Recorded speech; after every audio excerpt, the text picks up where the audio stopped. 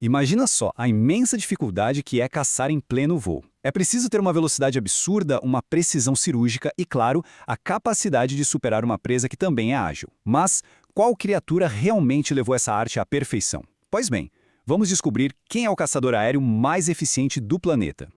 Olha, quando a gente pensa em grandes predadores, logo vem à cabeça leões, falcões, né? Mas dá uma olhada nessas taxas de sucesso. Leões acertam em menos de 30% das vezes. O falcão peregrino, que é uma lenda dos céus, tem sucesso em cerca de 23% das tentativas. São números bem baixos, se a gente parar para pensar. Mas então, quem é esse tal de predador X que deixa todo mundo comendo poeira? A resposta é um número que parece até mentira: 95%. Pensa nisso com calma. A cada 20 tentativas de caça, 19 dão certo. É um nível de eficiência que, sinceramente, redefine o que significa ser um predador de sucesso.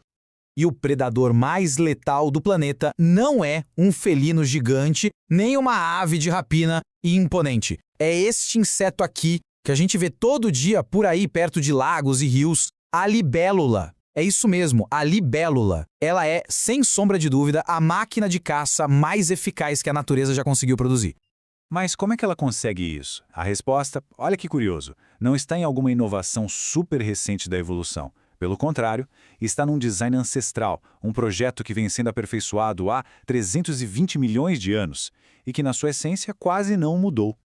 Vamos voltar no tempo, mas muito tempo mesmo. As libélulas surgiram há 320 milhões de anos. Lá na era paleozoica, existiam versões gigantes delas, com uma envergadura de mais de 70 centímetros. Isso é maior que um gavião. Elas dominavam os céus muito antes das aves sonharem em existir. E o mais incrível é que o design básico do corpo delas continua o mesmo até hoje, com uma única e bem grande exceção. E essa exceção é o tamanho, claro. As libélulas antigas eram enormes, gigantescas. As de hoje são bem menores. E isso levanta uma pergunta muito interessante. Se o design delas é tão perfeito, por que elas encolheram tanto? Para a gente entender essa mudança, vamos primeiro mergulhar nas habilidades incríveis que elas têm. E, para começar a desvendar esse mistério, a gente precisa entender como essa máquina funciona. Vamos começar pelo superpoder mais óbvio e talvez o mais espetacular de todos: a engenharia do voo da libélula. É algo simplesmente genial. O grande segredo começa aqui, na musculatura. A maioria dos insetos usa o que a gente chama de voo indireto, ou seja, eles deformam o tórax para abater as asas. A libélula não. Ela tem um sistema de voo direto. Cada uma das 4 asas tem seu próprio conjunto de músculos. Isso dá um controle independente, uma precisão de movimento que a maioria dos outros insetos nem sonha em ter. E esse controle total permite que ela tenha um verdadeiro arsenal de manobras. Para ficar parada no ar, pairando, ela usa a batida em contrafase. Para voar em alta velocidade, passando dos 50 km por hora, ela muda para batida em fase. E se precisar de uma aceleração súbita, para dar o bote, ela sincroniza tudo. É uma versatilidade aerodinâmica inacreditável. E não para por aí não. Ela consegue voar em todas as 6 direções. Para frente, para trás, para cima, para baixo, para um lado e para o outro. As asas dela têm um detalhe chamado pterostigma, que é tipo um pezinho na ponta que impede a vibração em alta velocidade. Até a textura enrugada da asa tem uma função: dar mais força e sustentação. Cada milímetro foi otimizado. Claro, um voo com essa precisão toda não serviria para nada sem um sistema de mira à altura.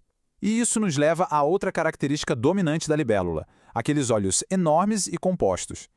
Cada olho é uma verdadeira obra-prima da engenharia da natureza. É formado por mais de 30 mil pequenas lentes individuais, cada uma captando um pedacinho do mundo. Essa estrutura gigantesca permite processar uma quantidade colossal de informação visual a todo instante.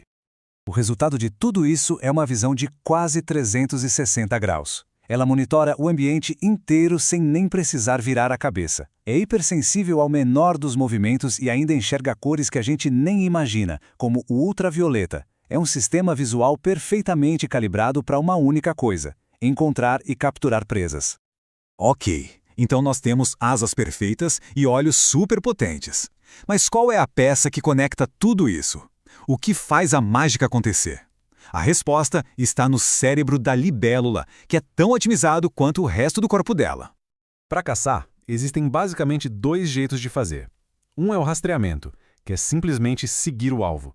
O outro é a interceptação, que é calcular para onde o alvo vai e chegar lá ao mesmo tempo que ele. A interceptação, claro, exige um poder de processamento muito maior, mas é infinitamente mais eficiente. E é exatamente aqui que está a genialidade da libélula.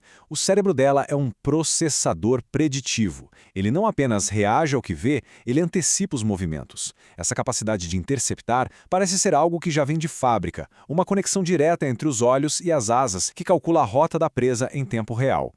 Certo. Agora que a gente entende melhor como funciona essa máquina de caça quase perfeita, podemos finalmente voltar àquela pergunta lá do começo.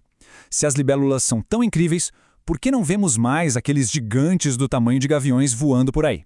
A pergunta é essa, bem direta. Se o projeto era tão bom, o que aconteceu com as gigantes? Por que a evolução acabou favorecendo um modelo menor? A ciência tem duas grandes hipóteses que muito provavelmente aconteceram juntas. A primeira tem a ver com o oxigênio. A atmosfera da Terra antiga era muito mais rica em oxigênio, o que permitia que os insetos que têm uma respiração mais passiva ficassem enormes. A segunda é a competição. Quando as aves surgiram há uns 150 milhões de anos, as libélulas gigantes ganharam rivais à altura. Ser menor e caçar insetos que as aves não pegavam se tornou uma grande vantagem de sobrevivência. Ou seja, o tamanho mudou por necessidade, mas o design essencial, aquele projeto incrivelmente eficiente, permaneceu. Tão eficiente que, hoje em dia, engenheiros do mundo todo estudam a libélula para tentar criar a próxima geração de microdrones, imitando sua agilidade e a sua estabilidade no ar. E isso tudo nos deixa com uma última reflexão. A libélula que a gente vê hoje é o resultado de 320 milhões de anos de testes e aperfeiçoamentos. Olhar para ela é como ter uma aula de engenharia, de eficiência e de sobrevivência. E aí fica a pergunta no ar: o que mais este design atemporal ainda pode nos ensinar?